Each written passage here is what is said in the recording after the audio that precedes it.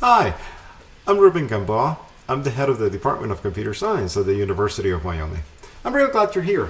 And what I'd like to do is to convince you to do two things. Number one, I want you to come to the University of Wyoming. It's a great place. You're going to love it. I guarantee it. Number two, when you come to UW, I want you to study computer science. After all, I am the head of computer science, so of course that's what I want you to do.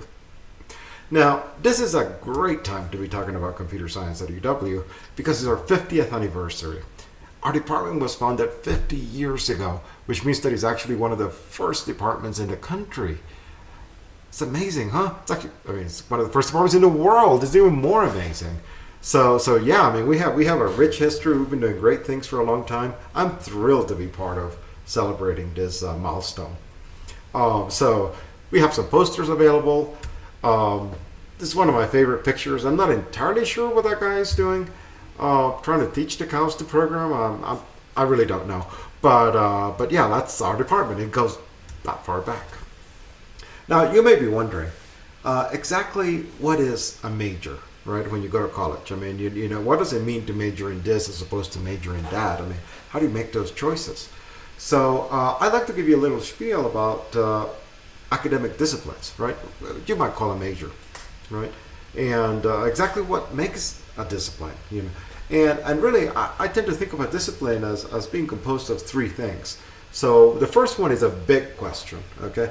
What is it that's driving this entire discipline forward? You know, what should people flock to it? You know, if it succeeds, if the discipline succeeds, what does that matter, okay? The second thing is some kind of basic knowledge and skills, right? Everybody in the discipline is going to have those skills. You know, if you meet at an airport and you're like, oh yeah, you do computer science as well, then you can expect that another person has those skills. And then we have the kind of problems that we typically work on, right? Now, of course, this list will expand over time as we learn more. But you know, they're the kind of problems that the computer scientist or whatever discipline we're talking about, that those people kind of go, these are problems that are worth our people working on. Okay, so let's look at some of that, and to kind of go after the big question. I want to invoke Steve Jobs, right? You may have heard of him. He was a founder of Apple. He was a great evangelist for good design, not just things that work, but things that work and are aesthetically pleasing. He bought Pixar, right, and turned it into the movie studio that you're familiar with.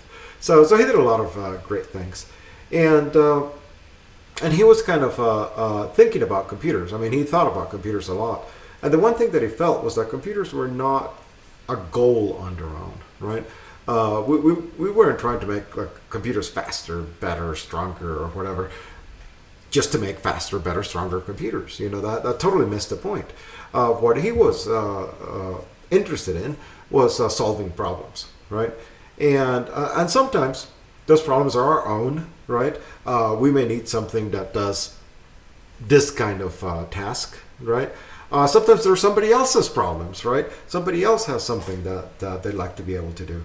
But the point is that computers can help us solve those problems in many different ways. And that's why computers were interesting. So he actually came up with an analogy, which I really love, and is the bicycle analogy. And what happened was that he was reading this article about different species, you know, elephants, giraffes, dolphins, and so on. And the question was, how much energy does an individual, you know, an average individual of this species spend to move 1 kilometer, right? And they had tables showing all sorts of different species and how much energy they spent. The winner, by far, this is just like a no-brainer, was the Colorado condor. And let's be honest, what does a Colorado condor do? You know, it spreads its wings and then it glides. It's not flapping, it's gliding. So yeah, it's not using any energy at all, very little energy. So yeah, they come out number one. Good for them. Humans, not so good. We're in the top third. Okay, that's it, the top third. So we're better than 2/3 of the species, you know, that's great. it's something that's not good enough to be proud of. Top third. On the other hand, it's certainly not embarrassing, right? It's top third. It's not bottom third. So yeah, I mean, great. I mean, what can you do? But there's not that we can do some things, and that's the point, because you see, a follow-up study looked at humans riding a bicycle, and when humans are riding a bicycle, they actually spend even less energy than the California condors. We are number one. And Steve Jobs pointed that out and said, well, that's the point. That's why we build tools. We're a tool building species. And that's the reason that we do this, because it makes us so much more effective in so many different things. And that's what a computer is. A computer is a tool, but it's a tool that helps us become better at the mind, right? It helps us solve problems, not of moving, of getting from here to there. It helps us solve problems of thinking, right? And he thought this was the coolest thing, and I think this is the coolest thing. And so that's the vision. That's what computer science is all about. Okay, so that leads us to the big question. The big question computer scientists are trying to solve is, how can we help people solve problems, right? Not just any problems, but specifically problems that are essentially intellectual, problems of the mind, right? How to think better, faster, stronger, right? How to think better. That's what we do. And that's really cool, right? That's why computer science is such a great field. So let me show you some kind of solutions that we've come up with in the past. I mean, these are all actual commercially available products that you could get. So one of those is simply routing information to a decision maker. You have somebody that's supposed to make a decision about whether to keep a university open, whether to close it. Maybe they're making decisions about how many cars to produce. They're making decisions about how many employees to hire.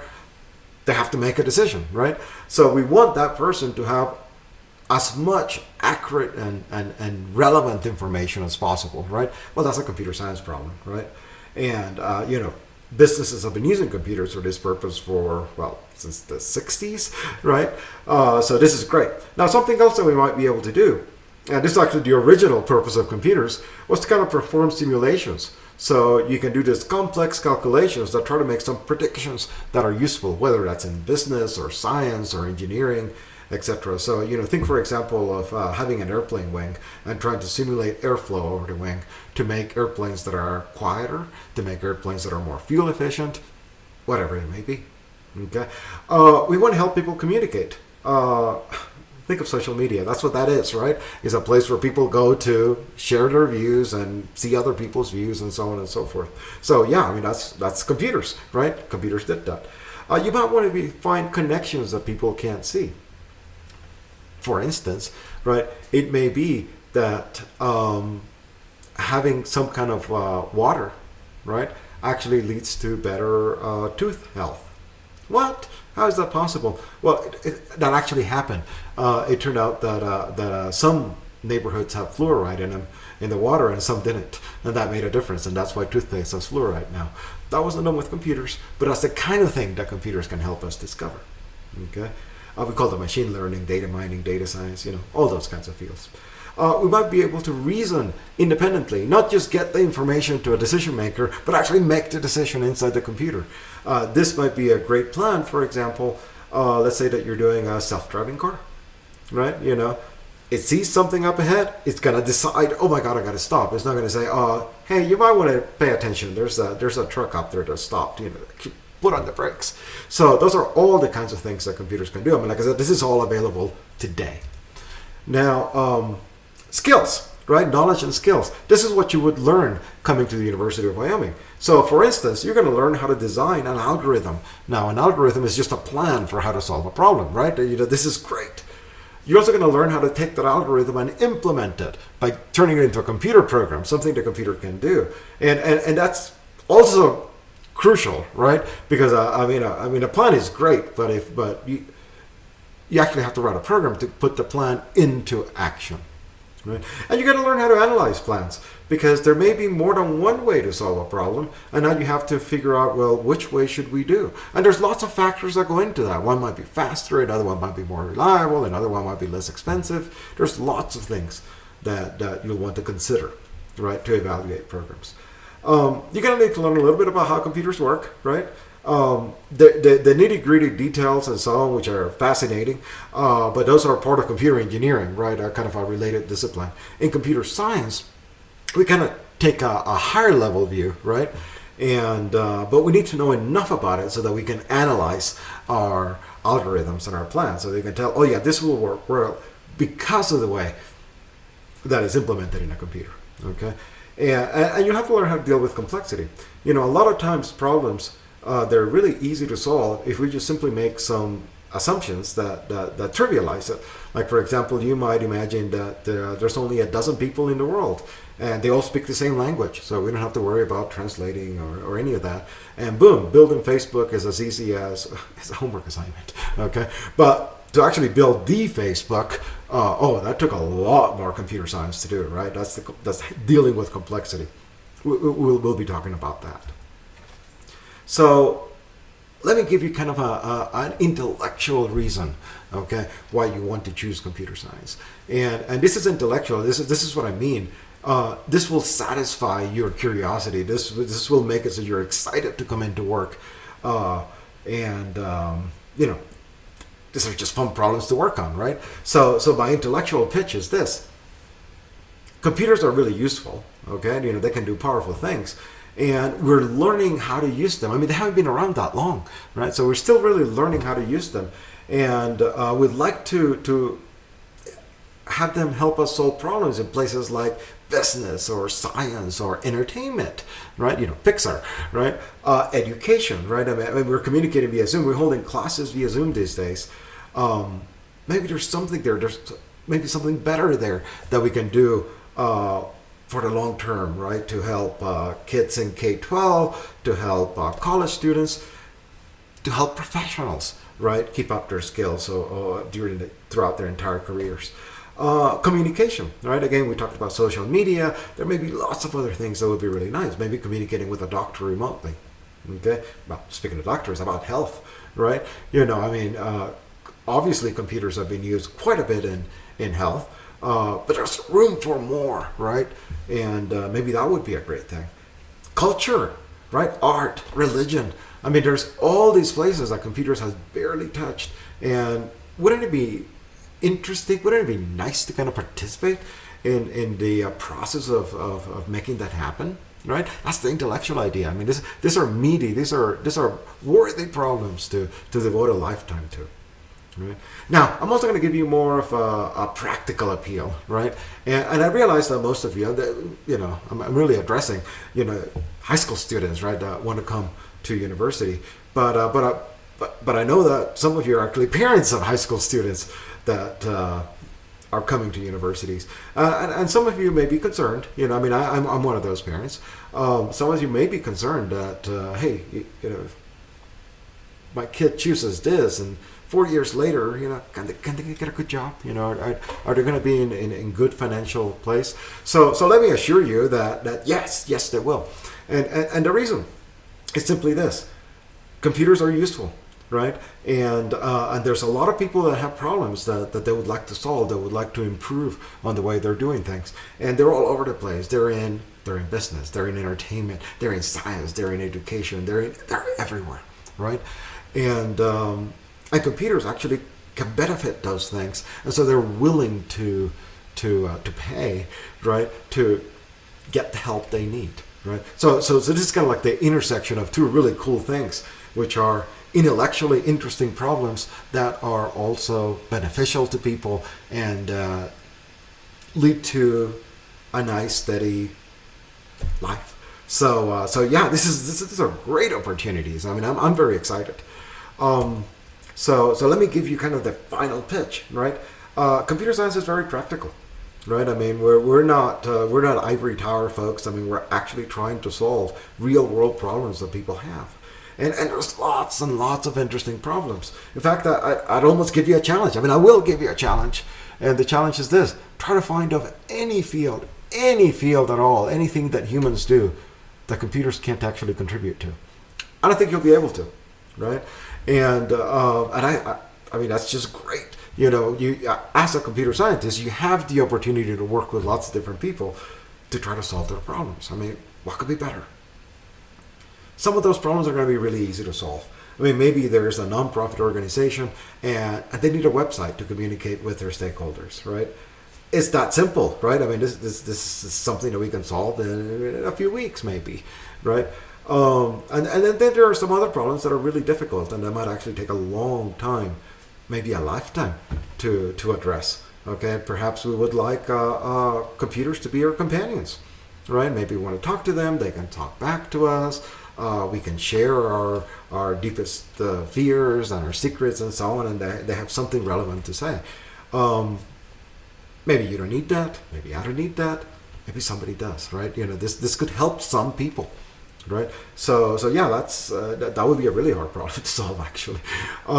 Pick a problem, right? Something that you're interested in, right? Something that you want to do. Come do it with us. It's going to be great. I love it. Okay, so I'm going to assume now that you're sold and that you want to come to the University of Wyoming and you want to study computer science here. So let me tell you a little bit about what that means so you know what you're getting into. Now, the way that we break things down is you're going to have to take certain classes to get your degree, and some of those classes fall under this category of university studies programs, or USP requirements, right? Other places call them like distribution requirements or perhaps general ed requirements, okay? But it's all the same. You know, these are things that are meant to broaden your education. So you didn't just become a person that knows technology really, really well and doesn't know anything else.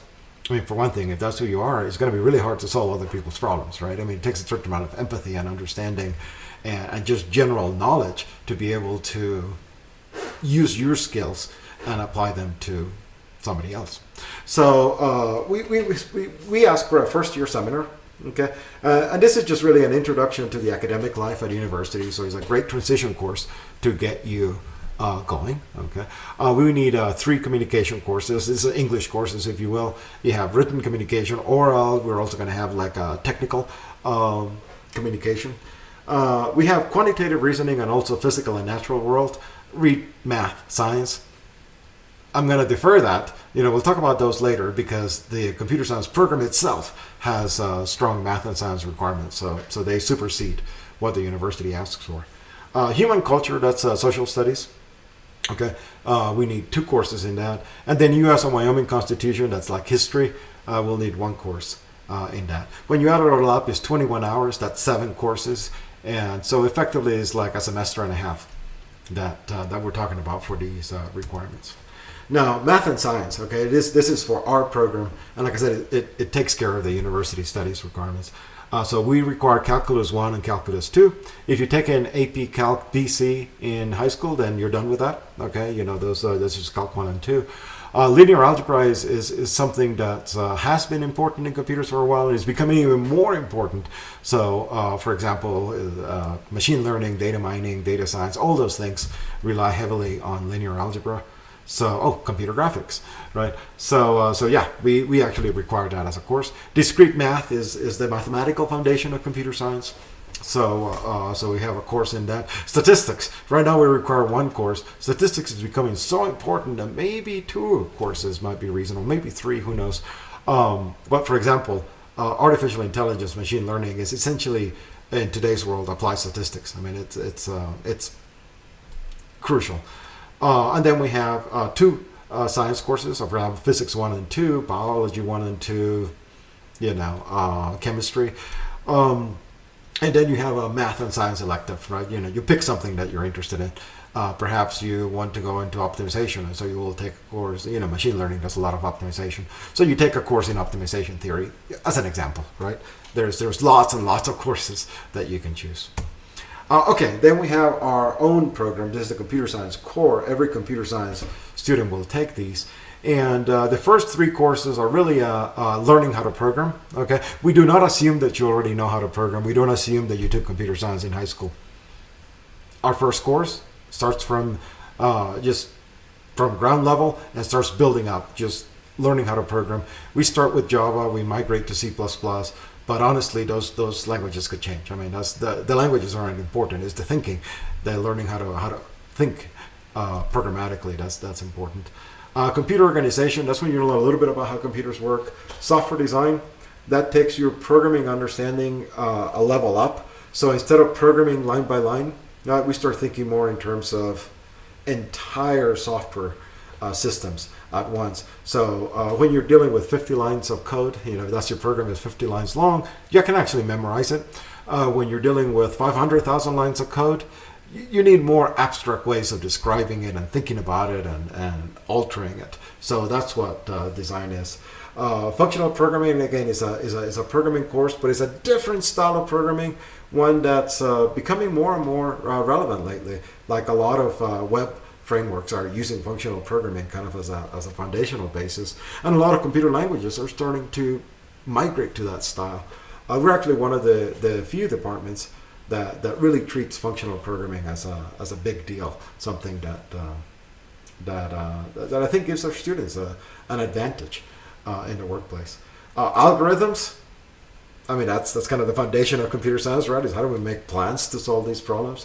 Ethics, we are, after all, solving problems. We shouldn't be creating problems for people. Sometimes there's unintended consequences. We need to at least think about that and try to figure out how to address it.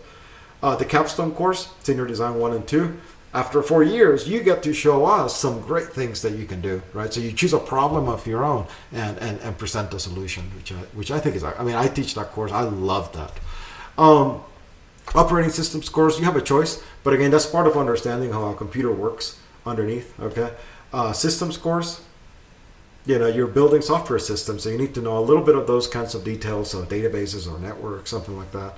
Programming languages, again, just kind of understanding the foundation of systems. Theory, the mathematical foundation of computing. Computer security, this is something we've added recently. And this stuff is so valuable, right? All these software systems are so valuable and the data is so valuable. You have to protect it, right? So you actually have to protect these assets, and that's what computer security is all about. So summary, you take university studies programs is about a semester and a half.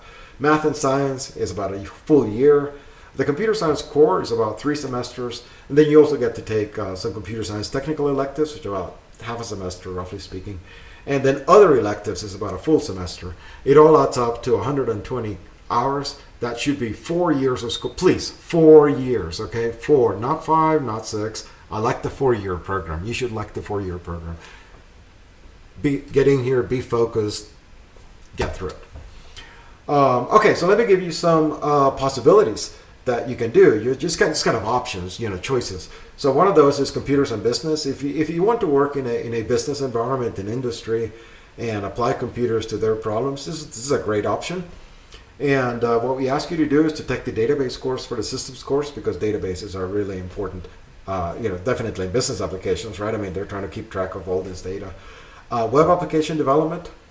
And emerging environments, those are 3 courses that we ask you to take. In your COSI electives, well, we've chosen 2 for you, the web and the emerging environments. So you've only got 1 technical elective left, okay? We also ask you to take a business minor. I mean, if you're going to be solving problems for business people, you should understand where they're coming from, right? So the business minor is an opportunity to do that. And they have lots of minors, and you can choose any of them. They all kind of give you that kind of insight so you can work with business. Big data, oh my God, that's terribly misnamed. That should be called data science. We were one of the first departments to kind of put this together, and so we called it big data because that was kind of a term people used at the time. Now I think everybody has kind of settled on data science. Okay. But we ask you to take graphics because part of doing big data, part of analyzing, working with large amounts of data that comes quickly and gaining insights is precisely to share those insights with people, right? And graphics is a good way of doing that. Intro to artificial intelligence, machine learning, data mining, these are all ways of kind of analyzing data and trying to make inferences from data. That's exactly what this field is all about. Now, because we're working with large amounts of data, we also want you to take a statistics minor, right? Like I said, AI in many ways is applied statistics these days. So yeah, we want you to learn that really well. So that's the concentration. I really like this concentration. I think it's great. It's one of the options you have. You can also get something in cybersecurity, okay, a certificate in cybersecurity. And if you do that, you need to take databases and networks. You need to take a course in cybersecurity topics. You need to take a course in computer security. The topics course is topics because, after all, things change, right? And so we want to keep that very current. Again, this is just another option that's there for you. And I'll be honest, there's lots and lots of opportunities if you come join us. Like, we have many student organizations that are focused on computing. The Association for Computing Machinery, the ACM, is kind of like the national, really global leading organization of computing. And we have a student chapter right here. CEDAR is a local organization that's focused on security, right? It's cybersecurity education and research. And they have many students, graduate students, undergraduate students, and they kind of work side by side and do a lot of stuff. That is another, there's a big overlap between those. This is Defense Against the Dark Arts. And these are folks interested in computer security, and they have many, they have meetings, they bring speakers, they do all sorts of fun stuff together. I mean, there's other groups. I mean, there's a lot of stuff going on. Internships, if you want to go out to industry, as department head, I get a lot of requests from businesses that say, hey, we'd like to have an intern to work on this or on that other project. And these are great opportunities to get experience and not just to build a resume, but also to kind of be there in person and kind of figure out, hey, are these the kind of problems I want to work on later? And whatever the answer is very valuable, right? I mean, if the answer is yes, actually, I really like this, then great, you found what you want to do for your career. If you come back and you go, well, I don't really want to work on that field, there's so many things you can apply computing to. You should be looking at one of the other applications, right? So internships are great. I love it when our students go off and do that. We have lots of those available. Undergraduate research. You can work with one of our faculty members and say, hey, I'd like to be in your lab. Now, I want to tell you this. As a faculty member, when a student comes and says that, it makes my day. I mean, it's just great. It's like, yes, of course I want you to be in my lab. Let's see what we can do together, right? So don't be shy. Come in and ask and say, hey, what do you have? You can work with one person, you can work with several, in different semesters, and just get a taste for what it is that the computer science research is like. If you find that you like it, you may want to pursue a graduate school. And one of your options is the Quick Start program. In the Quick Start program, we try to get 5 years, 4 years plus 1 year gets you a master's degree. And so we actually share some of those credits. So you can take some graduate credits as an undergraduate student. It's a great opportunity if you're going to go on to grad school, which I recommend a lot. Okay, I have a background in industry, so I'm all for going out there too. But I see how a master's actually makes you a much stronger technical person, and you can help solve bigger problems, right? So yeah, that's who we are. That's what we're about. And I am looking forward to meeting you. Please join us. And when you do, come to my office and visit. I'd love to talk to you in person.